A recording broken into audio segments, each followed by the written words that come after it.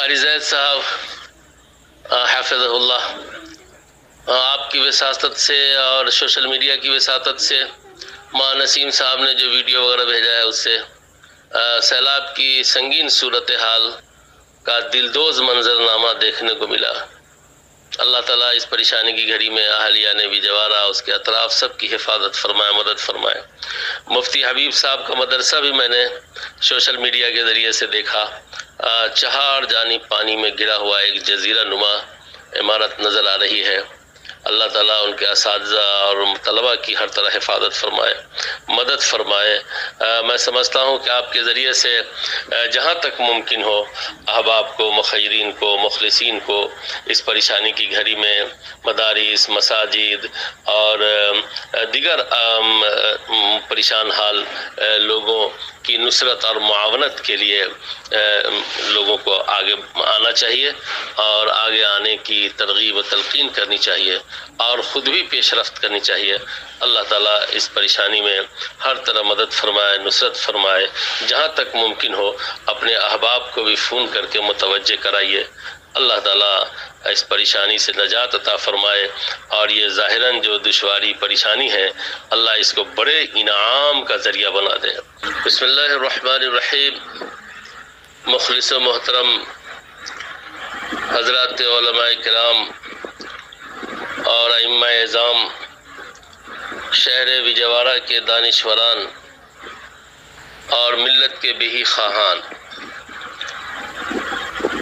رب کریم کا بے پناہ شکر اور احسان ہے کہ اس نے اپنی شان کریمی سے آپ حضرات کو مصیبت کی اس گھڑی میں اور پریشانی کے اس وقت میں ہمت اور حوصلہ دیا، اور آپ تمام حضرات مل جل کر وجوارہ کے اس سیلاب کی سنگین صورتحال میں مخلوق خدا کی خدمت میں مصروف ہیں۔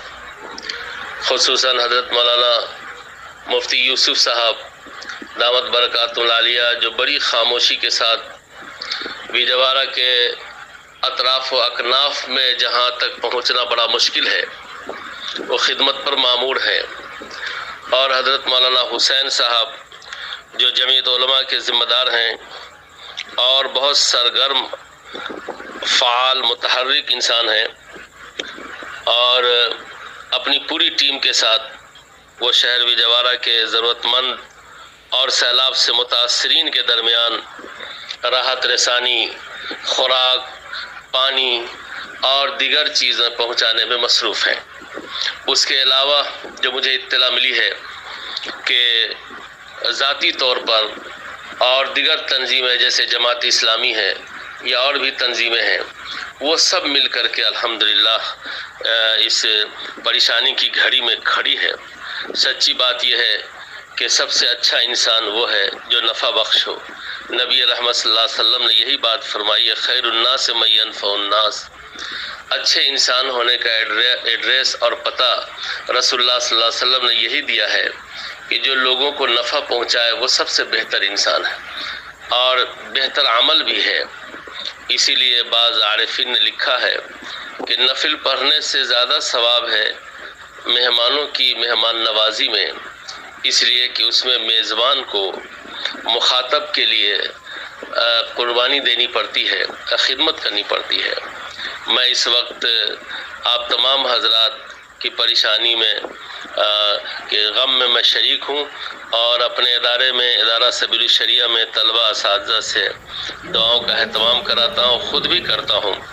اللہ تعالیٰ آپ حضرات کی بھرپور مدد فرمائے، اور میں ذاتی طور پر اپنے تمام رفقا ماں نسیم صاحب، ماں نثار صاحب، قاری احسان صاحب، عزیزی قاری معظم سلمہ، مولانا عبدالرقیب صاحب، قاری محبوب صاحب اور دیگر احباب ہمارے جتنے ہیں، میں ان تمام سے گزارش کرتا ہوں کہ پورے اطراف کی پر نظر رکھنی چاہیے، اور جہاں کوئی پریشانی کی اطلاع ہو تو فوراً وہاں کے احباب کو بتانا چاہیے اور خود بھی اپنے طور پر کوشش کرنا چاہیے۔ یہی وہ موقع ہے کہ خدمت کر کے انسان اللہ کی رضا کو حاصل کرتا ہے اور پوری دنیا کی اقوام پر اپنے خادم ہونے کا پیغام بھیج پاتا ہے۔ اللہ تعالیٰ آپ حضرات کی مدد فرمائے، نصرت فرمائے اور تمام ساتھیوں کی خدمت میں میرا سلام پہنچے۔ السلام علیکم ورحمۃ اللہ وبرکاتہ۔